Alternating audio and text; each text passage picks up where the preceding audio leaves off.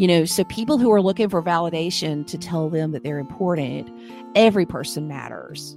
Every person is important. That's why I call my room Masterpiece Theater. They are masterpieces made before time again for good works. That uplifting message is from the incredible Vicki Davis, who is an EdTech pioneer, classroom teacher, and longtime voice in the educational space. In this week's conversation, Vicki shares how she's using AI in formative assessment to personalize learning, power of prompt stacking to help students create with intention, and why servant leadership is essential in today's schools.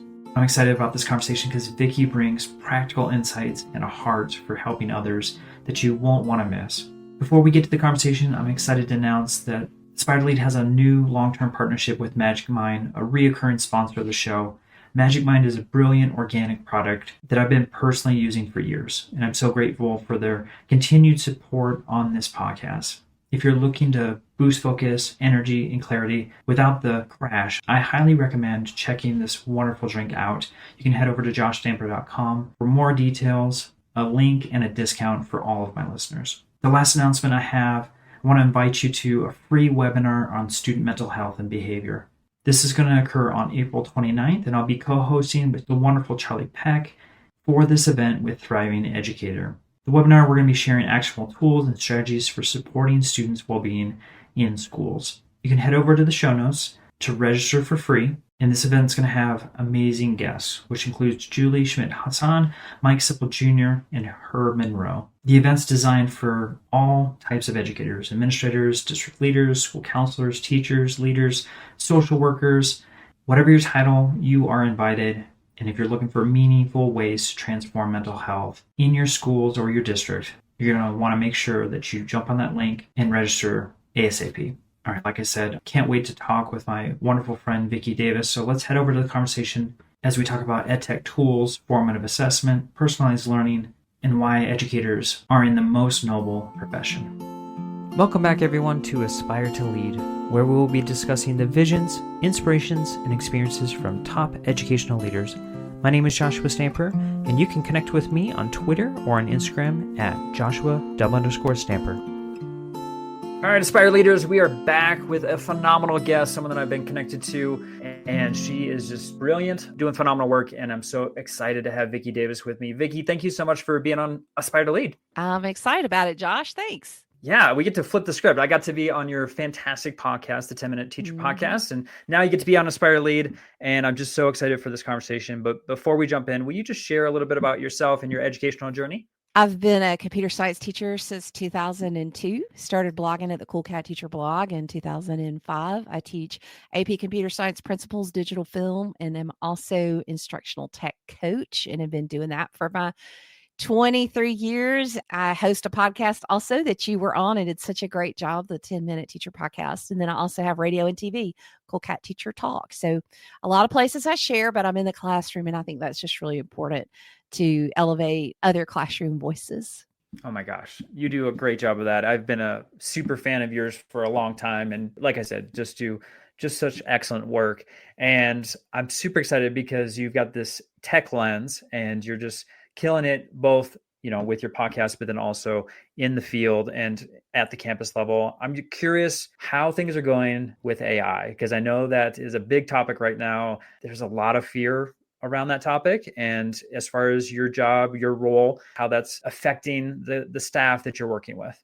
Well, as for the staff, we've had a lot of conversations really from the first training we did was the January after ChatGPT came out. We started having conversations about what it means to teach in a world of AI. And, some teachers will say, hey, I don't use AI. And it's like, well, your students are. So we've restructured a lot about, how we teach writing. We're focusing on the process.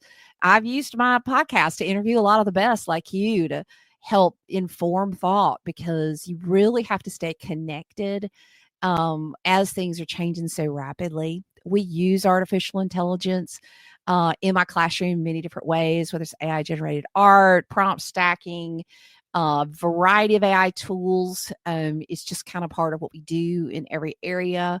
And we discuss a lot about AI ethics, because artificial intelligence is just another tool. But one of the big things that I stress is how we talk about it. So folks who say thought partner with AI. Okay, that term absolutely, Josh, drives me crazy because it doesn't think and it's not a partner. We have to like de-elevate AI from being anything like human. I can't stand a metaphor where, they show a robot touching the finger of a human, which is kind of like putting the robot in like a God place. So I just think that how we talk about AI and how we use AI is really important. And this is part of their future. So teaching kids, how do I innovate? How do I learn? How do I grow? How do I form an opinion? What is the right way to use this or the wrong way to use this? I mean, kids are really grappling for truth like a lot of adults are, and just stepping back and understanding the algorithms behind it. And we had such a great conversation in my 9th grade class. We studied the AI dilemma video that I think everybody should watch from 2023. And had such a great discussion over that, as well as AI drift. And one little student looked at me and it was such a great moment. She says, so you're telling me the AI I use today is different than the AI you used yesterday, and it'll be different tomorrow. So I have to be really skeptical when I use it because I can't always count on it being the same. And I said, listen, 99% of the people on the planet, I think, don't understand it. And if they did, they would approach AI in a totally different way, a much more empowered way, and realize their own value. So obviously you can tell it's something, Josh, we talk a lot about in class and use and try. So it is important, and there is some fear. But I think that once, teachers, yes, they can use it to save time and all of that, but I think that it does change our pedagogical approach to how we teach in many ways. Yeah, there's definitely a learning aspect. And I think some folks are extremely hungry about AI and how it might enhance themselves as a teacher, or even just how to use it within the classroom for their students. Will you just kind of elaborate a little bit more about how you're using AI specifically in the classroom and with your students? Oh my goodness. Okay, that's a really long question. So let me just talk simply about, how I start kids. Sure. Perplexity.ai is a great place to start with showing them the research. And then you show them, okay, here's how I look things up. And then I'll teach them Perplexity.ai's deep research feature. And how do I generate a deep research report, which are extremely accurate, roughly 10,000 word reports on a variety of topics. And then they can download that PDF. And then I start teaching them this beautiful thing called prompt stacking.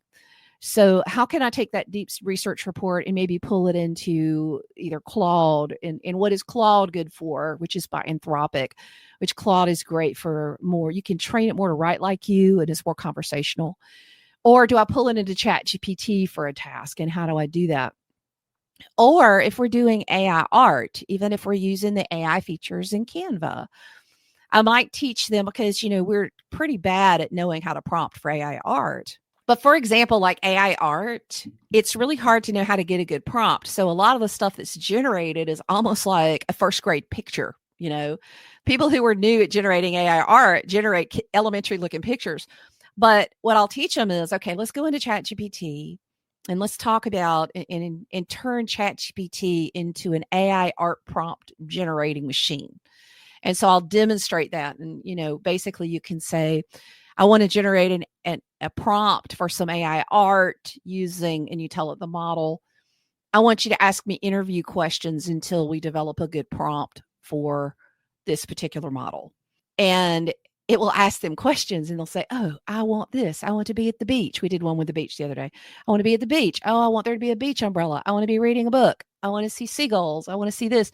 And then it just, and the art we generated was more like professional, because they learned how to use AI to help them write prompts for AI. We call that prompt stacking. And that was my 8th graders. So I think just discussing it, teaching it. My 9th graders just finished their emerging technologies presentation. Some talked about exoskeletons, and some talked about nanotech, and some talked about autonomous vehicles. And so we took that and then we related that to the AI dilemma, so they could understand that all artificial intelligence goes back to this thing we have now called the large language model, which the first one most people had ever heard of was ChatGPT. And my kids need to understand it. They need to understand the importance of reporting bias to it. And they have such an empowered approach to artificial intelligence. And we also talk about the studies that are showing that an over dependence on artificial intelligence can actually decrease your critical thinking abilities. So we have these whole conversations on, okay, what's a good use of AI? What's a bad use of AI? And appropriate. And the only way we can do this is not with strict rules, because AI is everywhere, for good or for bad. And a lot of people would argue for bad. It's everywhere. And some people are like, well, let's just get rid of all the laptops and go back to paper. Well, it's kind of like, no, let's learn how to appropriately use it. So there's so many places and ways that we use artificial intelligence, but the big thing is it's not a he or a she, it's an it. Yeah, it's okay to name it. I mean, we name our microwave ovens and our cars and our dogs and our cats, right? So I think it's okay to name it. What's not okay is to call it a he or a she. Right. So yeah, that's kind of the overarching, and gives you a few examples, but it's kind of part of what we do every day. In fact, I'm going to record my radio talk show next week with my AP Computer Science principals kids talking about artificial intelligence. And I'm excited about that. It's going to be fun. Yeah, we got to talk about the radio show later. I can't wait to learn more about that. But I also want to talk about just how you might use AI for formative assessment. Yes. So formative assessment is so much part of what I do. I love Nearpod, quizzes, all these different tools. And I think you should check for understanding when you're teaching content about every 8 minutes, roughly. But where I think that AI is particularly helpful is almost where you teach kids to use it as a formative tool for themselves. You shift that formative to, and that assumes that the AI can understand what the topic is. But for example, I like, when kids are struggling, I like to have kids say, so I was teaching search engine optimization today, and I had a student that was struggling with it. And so I said, okay, we're going to use AI for this. We actually talked to my ChatGPT on my phone and said, my 8th grade student doesn't really understand AI influence search engine optimization, but she loves volleyball. Can you explain it to her in terms she understands? Because we were talking about, I just read a stat yesterday from Adobe, and they said that people going to their website, that 1,800% increase in traffic from AI search to their site. Oh, wow. And there's a whole way you optimize your website for AI search versus Google search. And so we were talking about and comparing and contrasting the two ways that you do that. And so, that was an example of how I'm teaching my students, okay, when you don't understand something, use this method, go to artificial intelligence and ask it, relate to something you don't understand to something you do understand, and then go to your teacher and say, okay, am I understanding this correctly? And tell it back to your teacher.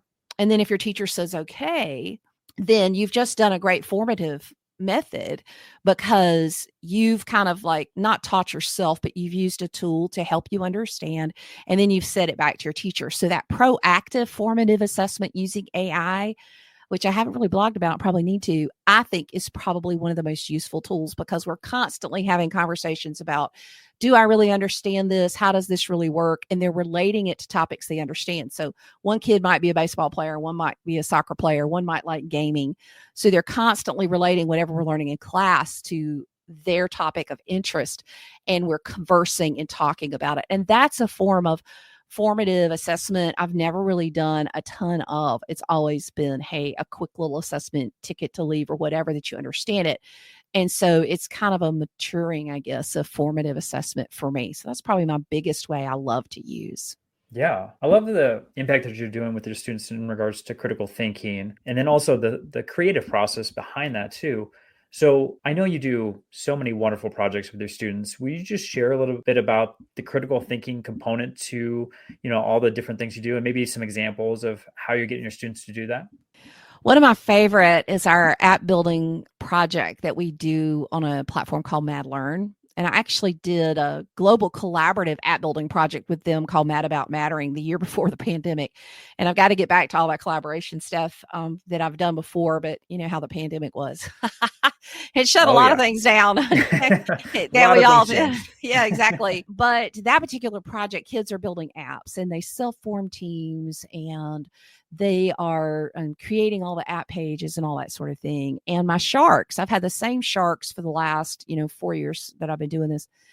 And the sharks have noticed, they're like, why are the apps so much more developed? Why are these presentations so much better? Like what you started with was like really basic, clunky apps. And now they're slick and they've just got so much thought. And what I tell them is it's the constructive use. There's two things: the constructive use of AI to get feedback on UX design, user experience design, and content to kind of help them outline content and as part of the brainstorming process and all that. But also because artificial intelligence has given them so much feedback, it's freed me up from, you spelled that word wrong. You did this wrong. And I can spend more time teaching what Adam Grant calls collective intelligence from his book, Hidden Potential.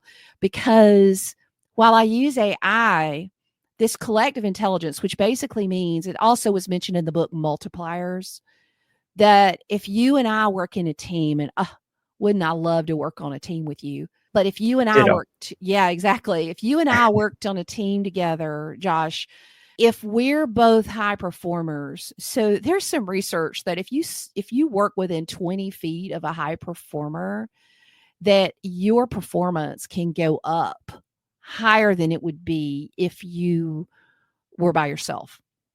But that if you work within 20 feet of a low performer with a lower attitude, that it can actually harm your productivity and your quality of output by as much as 30%. I mean, that points to culture, right? Mm-hmm. So I talk about that. And one thing I love that Adam Grant talks about in his book is the negative impact of narcissism on teams, which is built off some really interesting research they did on NBA point guards. They did this study and they found that the more narcissistic an NBA point guard, that a team would level off and not improve throughout the season. And I know that servant leadership is a really important theme of your show. Yep. And it points to an attitude of understanding that everybody has a voice. Each person is a vital, important contributing member of the team. And so, when they ask me, I'm like, yes, they're using AI. They're getting feedback from AI appropriately. They're really know how to use it. And that makes a huge difference, as well as AI generated art. I teach them all this prompt stacking stuff. But the collective intelligence piece, you can't underestimate, because now you may have a quiet person in the group. Because the other thing we talk about is how in schools and in business, the person we tend to choose as our leader is the person who talks the most, not necessarily the person who's the best leader. And so when we go through that whole piece, we actually listen to one of the chapters from Hidden Potential where they rescue the Chilean miners, that disaster that happened in Chile that was largely because of the unleashing the power of collective intelligence. And they listen to that and I see them going, hey, what does so-and-so think? And then I think for the first time ever last year, out of my 4 teams, I had 2 introverts as leaders.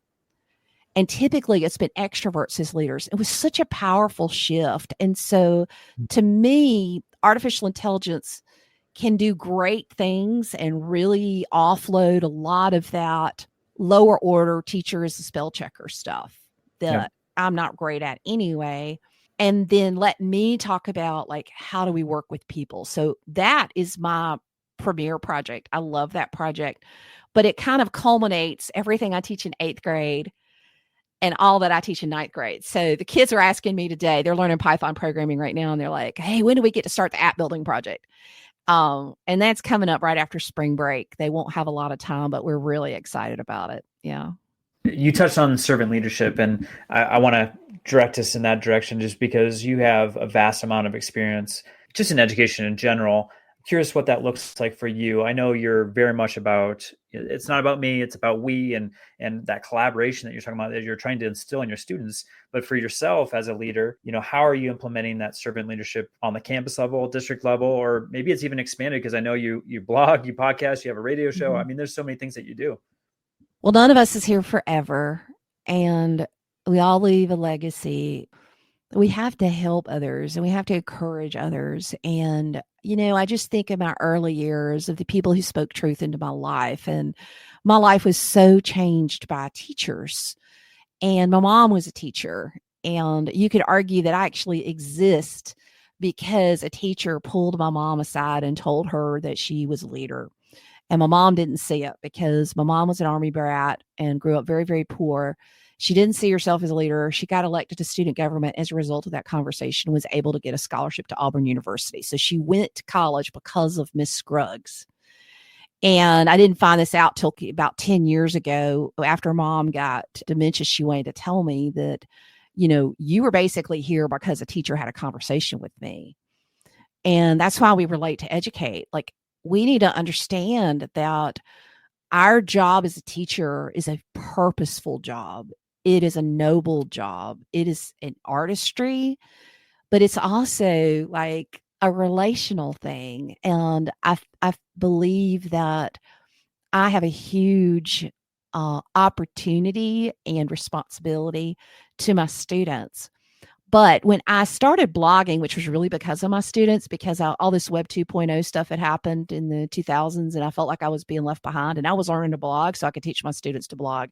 I had no plans to write anything that anybody would read. I really didn't, although I knew I was called to it. And then all of a sudden, people are reading my stuff and they're commenting, and like, we won best wiki, like, the month we got on wikis, and then nominated for top edublogger, like the year I started blogging and stuff. And so I was like, oh my, okay, so there's bigger here and there's responsibility here. But my dad was a farmer and he was in farmer organizations. And, you talk about unselfish leadership that happens in farmer organizations because, farmers don't want to own all the farms, just the ones next to them. And they know that they need each other. And teaching is like that. We need each other. And so this whole attitude of like, okay, I'm in the classroom, and because I'm in the classroom and I love my students and I'm learning so much, I can add value. So I'm just going to blog as a beginner and tell everybody, hey, this is what I learned today. And this is what I learned in class. And this is what my students said today. And so blogging like a beginner and a newbie has really been my whole approach of like, okay, I'm not going to help everybody, but I'm going to help somebody. Because here's the thing, this quote popularity comes and goes. And I don't even like the term influencer. Like, if somebody tells me they want to be an influencer, I always say, influence people to do what? Like what? What do you want to influence people to do? And you could say that's obnoxious, but I think it's the important question. Like, do you want to be an influencer because you want to, quote, feel famous? Because you want to, quote, feel important? Because as somebody who went from like no followers on Twitter to like 163,000 followers on Twitter until, educators started leaving Twitter. Sure. And there's still a lot there. I didn't feel different at 100 versus 10,000 versus 100,000. Like, I didn't feel any different. I didn't feel any more validated. I'm still that girl who was picked on in middle school who struggled with self-esteem issues. So people who are looking for validation to tell them that they're important, every person matters. Every person is important. That's why I call my room Masterpiece Theater. They are masterpieces made before time began for good works. So servant leadership is just saying, hey, I might be doing something that's helpful to other people. And then like on my podcast, when people started listening to podcasts, I did a podcast with a group of other women. We did 100 of them, women of Web 2. And then I had Every Classroom Matters, did 300 episodes there. But then I realized, people are listening and kind of like you, rather than just doing solo episodes all the time. It's like, okay, if you've got a spotlight, grab a mirror, because I don't believe we play king or queen of the hill. I think we make a bigger hill. There's so much room for practitioners to share what we're doing. And you can't share every day and you can't share all the time. And I know teaching is hard, but we need more people in the classroom sharing what they're doing. Like, long term, I've been doing this 20 years, 30 years, 40 years. This is what I've learned. I think we need more of that. And we need more podcasts talking about it, and 1,000 more podcasts today. Hey, bring it on. That's just good for education, So your service is, hey, what are my strengths? Some people don't like podcasting or blogging or whatever, and their strength is something else. Well, just use your strength for the good of your profession, Yeah. There's no room at the table. Build a bigger table. Yeah. We need more folks. Let's bring them on in. Yes. We do. We need more people talking about the nobility of teaching. Okay. We got enough people telling everybody why everybody is quitting. And there's a lot of reasons. It's hard. Nobody ever said teaching was easy. I mean, one of the earliest teachers that we talk about, Socrates, and he was given poison. Jesus was most often called teacher. That was the term most often, and he was killed. So great teachers are not always revered, but we should know that our job is important. And, I guess everybody's like, hey, I'm going to run for the hills. I don't want to be a teacher now that she's giving those horrible examples. But teaching is life-changing. And it's so wonderful when kids come back and say, hey, you did this. And we pick up a conversation we had 15 years ago. And they're still my student and I'm still their teacher. It's so beautiful. It really is. Yes. Well, you talked about the impact of your mother and how that influenced her, but that's a direct impact onto you. You could probably speak on, the phenomenal teachers that you had growing up and the impact that was made in your journey. And I can say the same thing. I would never have become an art teacher without Mrs. Lurch in high school believing in me. So I know there's so many people out there that have just made a beautiful impact in the lives of their students. And we need more of those folks. And yes, I couldn't agree with you more, Vicki, about just the importance of people staying in the profession and doing such a noble profession. Yeah. And even in the app building project, I always say, who are you serving with this app? That's one of the questions we ask is who are you serving? How are you improving the world? One of the apps that did really well last year was a volunteer matching app for Southwest Georgia to help you find volunteer organizations that fit your interests. And these were made by ninth graders. It was great. So, serving is an attitude that we need to pass on to children too. Okay, I want to talk real quick about some of the projects you've got going on because you touched on Cool Cat Teacher blog. I know I was introduced to you a long time ago through that blog. It has definitely made a difference in the world of education, but you also have the 10-Minute Teacher podcast, and then you've got the radio TV show Cool Cat Teacher Talk. So will you just share a little bit about those projects?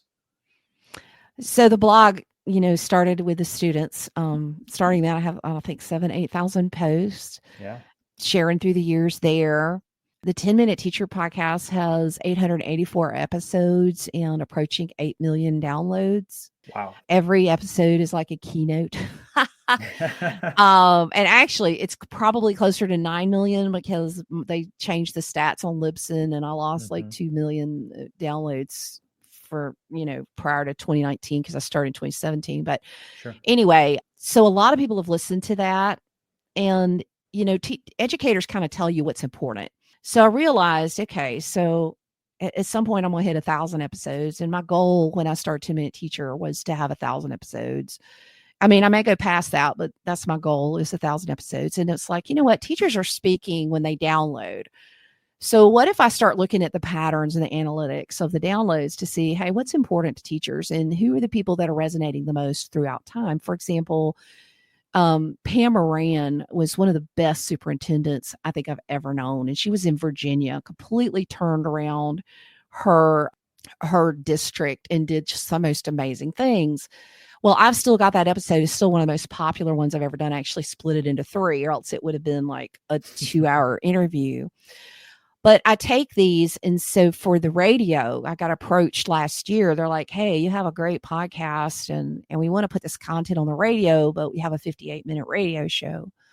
And, what can we do? And I'm like, hey, let's do content. Let's do like topics. So I just finished a 3-part series on math, and I've taken the top interviews for math, plus some new interviews. So I went back to Dan Meyer, who is one of my top ones, and talked a little bit about Nesmos with SAT, So pulling in all these interviews, the best of the old, the best of the new, because one of my concerns is that if you look at AI and if you look at the web, we have a recency bias, a bias for what was written yesterday. I mean, what do people look at? They look stuff up and say, hey, what was written recently? And there are timeless truths in education that keep coming back and keep coming back and keep coming back. So taking this stuff that I've been recording with these amazing people since 2017 and putting it together with current stuff and past stuff is just kind of what's interesting is over these years, and I know you see this too, Josh, is you see these patterns that develop. Oh, everybody's talking about servant leadership. Everybody's talking about this. Everybody's talking about that.